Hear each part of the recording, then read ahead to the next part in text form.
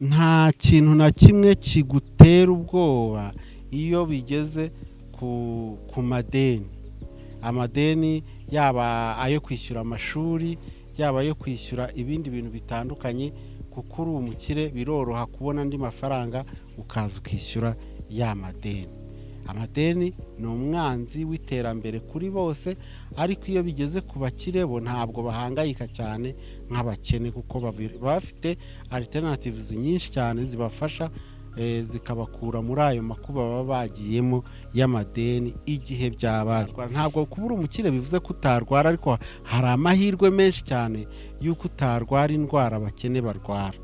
Wowe naho warwara urwara gake, hanyuma na ka gake kaza nta bwoba biguteye kujya kwa muganga, ugerayo igihe ushakiye. High end technology ku muntu w'umukire biroroshye cyane, agira access imbere y'abandi bantu bose, kandi nta kibazo bimuteye mu gihe undi ubishaka, ariko we ari mu buzima bwa gikene akumva abikwiye, arabishaka akabibura, kandi nyamara yari abikwiriye kimwe n'abandi bose.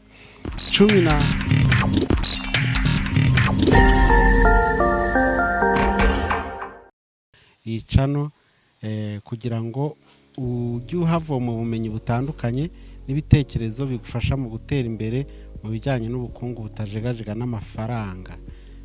Nguhaye ikaze kuri Rwema Solutions muri uyu mwanya, cyane cyane ku bahageze bwa mbere mukaba muri bashya. Turacyaserebura ko twujuje twageze kuri milestone ishimishije ya subscribers 10,000. Nawe rero niba uri mushya ukaba wumva warakunze ibiganiro bya Rwema Solutions, nta kikubuza gukanda kuri subscribe, nta kikubuza gusharing ikiganiro byibura kimwe muri byinshi uhabona, ukagisangiza abavandimwe bawe 7 cyangwa 10, nta wamenya byabahindura ubuzima. Iyo ukoze share y'ikiganiro byibura kimwe mu bya Rwema Solutions, uba urimo guhindura ubuzima bwaho ngewe ntashobora kugera. Reka rero ngushimire ko wahisemo neza ukaba ubana natwe umunsi ku munsi. Uyu munsi tugiye kurebera hamwe impamvu zitandukanye zigera kuri 25.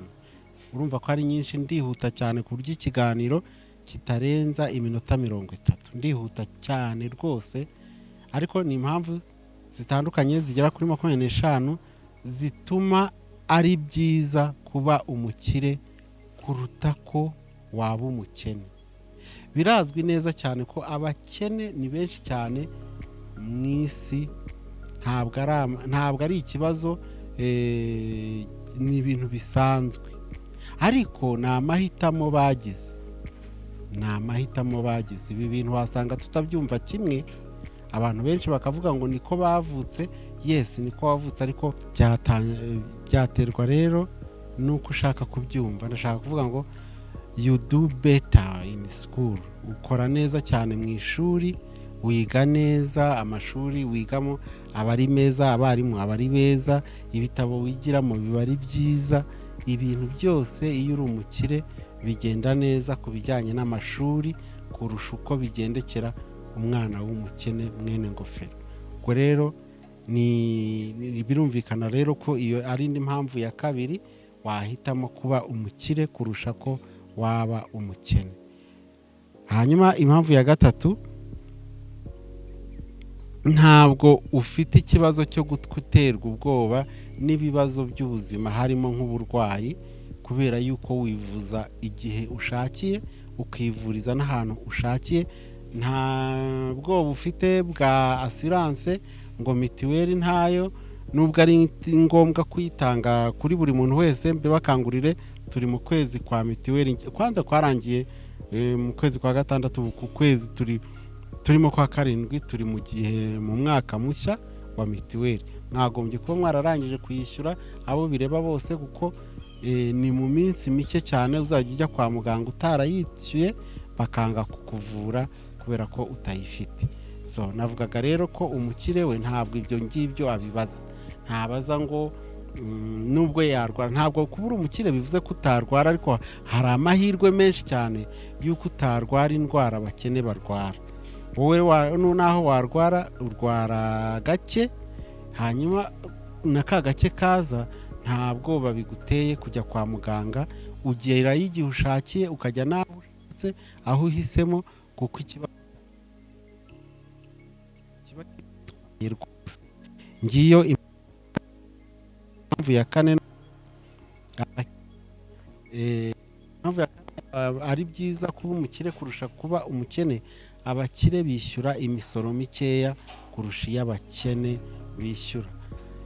Reka dufate nk'urugero hano mu Rwanda ku bantu b'abakire b'abacuruzi biyandikishije muri VAT cyangwa se TVA, batanga fagitire ya IBM uko bagurishije ibintu byose.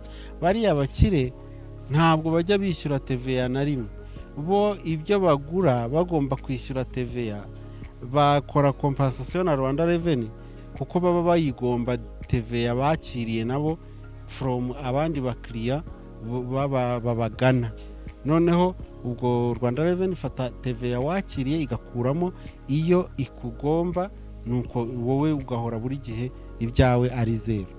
Murumva rero n'ibindi bitandukanye, abakire rwose bishyura imisoro mikeya ugereranyije n'imisoro abakene bishyura in terms of percentage of course, kuko ushobora gusanga umukire yishyuye miliyoni 20 ku musoro, hanyuma wowe wishyuye ibihumbi 20 ukagira ngo we yishyuye menshi, kandi still ni wowe w'umukene wa 20 wishyuye menshi.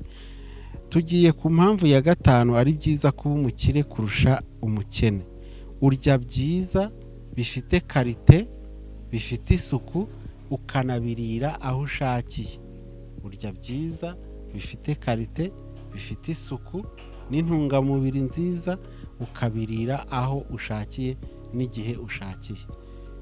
Ariko umukene kubera ikibazo cy'amafaranga ntabwo ibyo ngibyo yabishobora.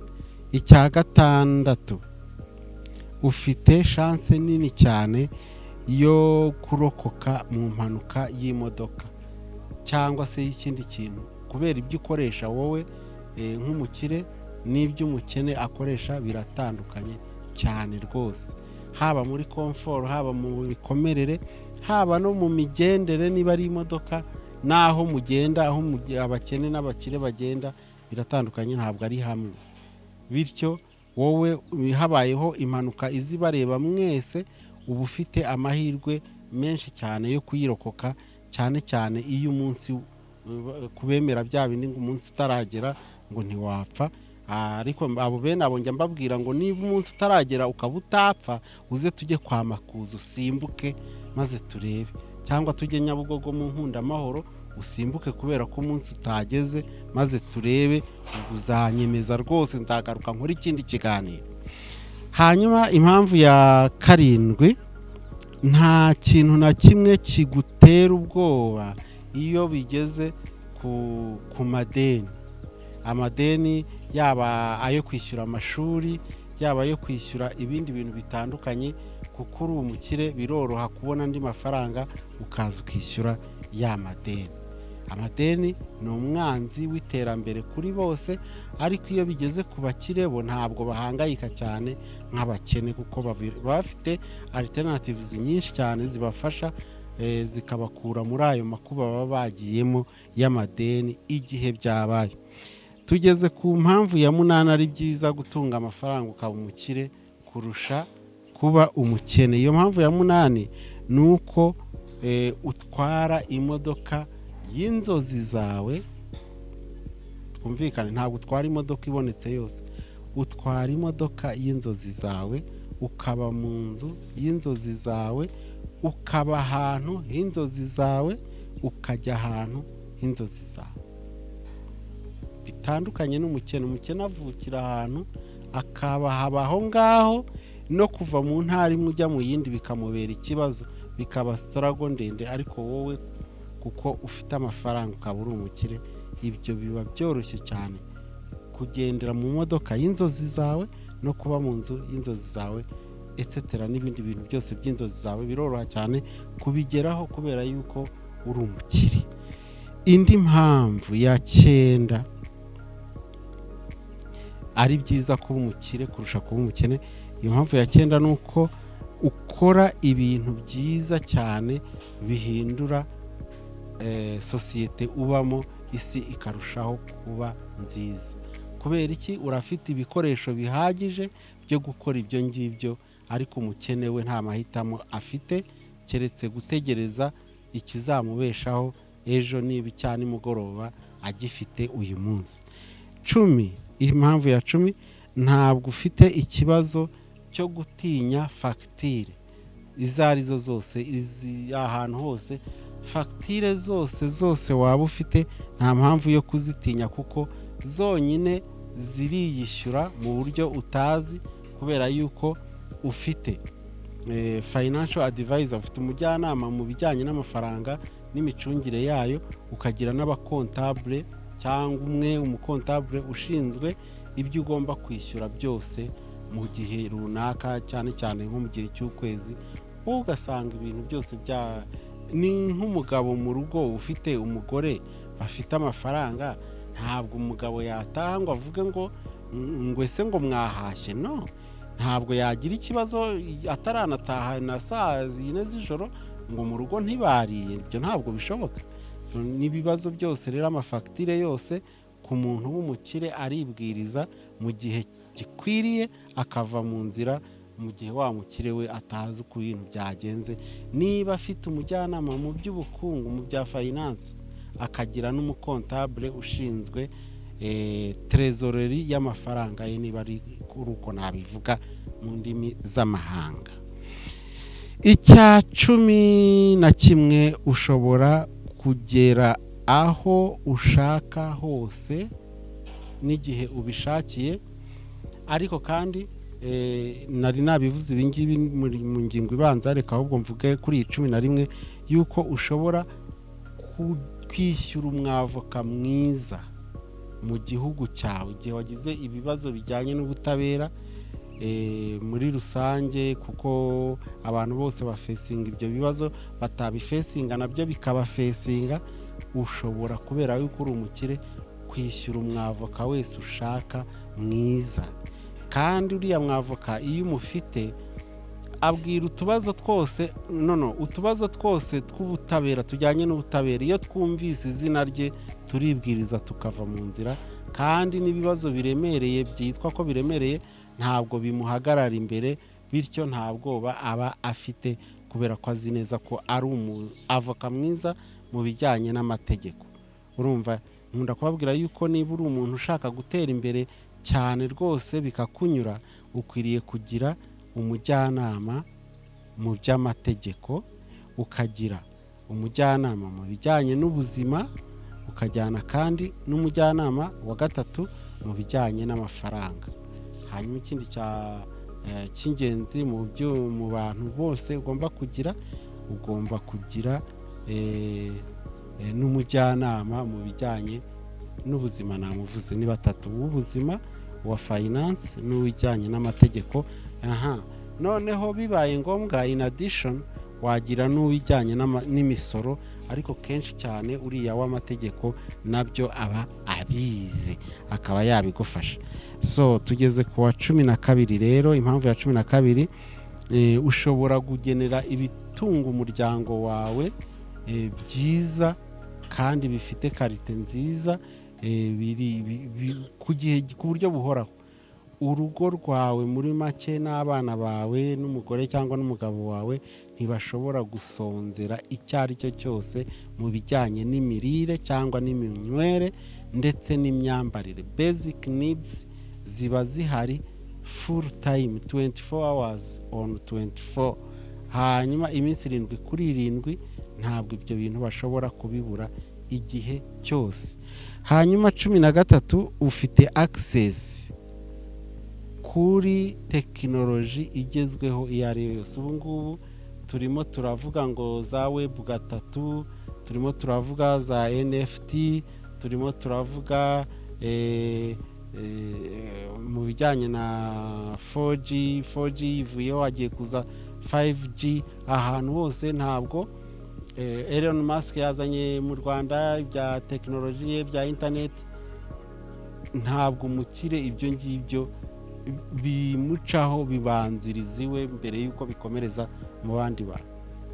High end technology ku muntu w'umukire biroroshye cyane, agira access imbere y'abandi bantu bose kandi nta kibazo bimuteye mu gihe undi ubishaka ariko we ari mu buzima bwa gikene akumva abikwiye, arabishaka akabibura kandi nyamara yari abikwiriye kimwe n'abandi bose. 14, ushobora gutemberera ahantu hose ushaka. Birababaza cyane kubona umuntu avuka akavukira i Bunyambiriri akarinda agira imyaka 85 ari aho hantu azi honyine ataragera ni Muhanga.